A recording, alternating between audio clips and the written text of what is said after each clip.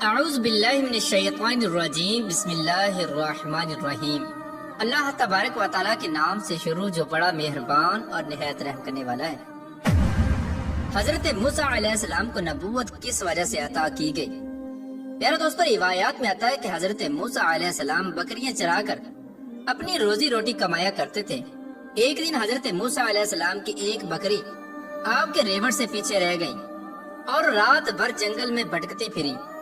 چنانچہ حضرت موسیٰ علیہ السلام کو خیال آیا کہ اگر وہ بکری رات بھر باہر رہی تو اسے کوئی بھیڑیا کھا جائے گا۔ حضرت موسیٰ علیہ السلام اس بکری کی تلاش میں نکل پڑے اور ساری رات اس بکری کو ڈھونڈتے رہے، یہاں تک کہ آپ کے پاؤں مبارک پر چھالے پڑ گئے اور تھکان کی وجہ سے آپ کا سارا جسم دکھنے لگا۔ جب صبح کا وقت قریب آیا تو وہ بکری ایک جگہ پر تھک ہار کر بیٹھی ہوئی تھی۔ حضرت موسیٰ علیہ السلام نے اس بکری کو کچھ نہ کہا۔ حضرت موسیٰ علیہ السلام کی جگہ پر اگر کوئی اور چرواہا ہوتا تو وہ بکری کو مار مار کر مار ڈالتا، کیونکہ اس بکری کی وجہ سے وہ بہت زیادہ پریشان ہوا تھا۔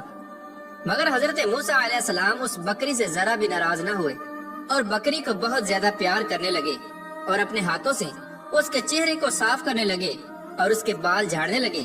اور حضرت موسیٰ علیہ السلام اس بکری سے فرمانے لگے، اے بکری، مجھے بتا کہ مجھ سے کیا خطا ہوئی اور تو کس وجہ سے میرے ریوڑ سے جدا ہو گئی۔ میں نے مان لیا کہ تجھے میری پرواہ نہ تھی، مگر تو نے اپنی تکلیف کو بھی نہ دیکھا۔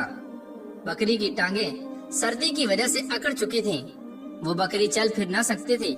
تو حضرت موسیٰ علیہ السلام نے اس بکری کو بڑے پیار سے اپنی گود میں اٹھا لیا، جیسے ماں اپنے بچے کو اٹھاتی ہے۔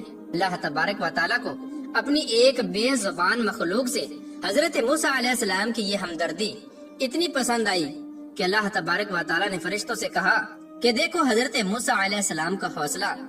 اور اللہ تبارک و تعالیٰ کو حضرت موسیٰ علیہ السلام کی یہ ادا اتنی پسند آئی کہ اللہ تبارک و تعالیٰ نے آپ کی اس صلہ رحمی کی وجہ سے آپ کو نبوت کا تحفہ عطا فرمایا اور آپ کو منصب نبوت پر فائز فرمایا۔ اور اللہ تبارک و تعالیٰ نے حضرت موسیٰ علیہ السلام کو اپنی ہم کلامی کا شرف بھی بخشا۔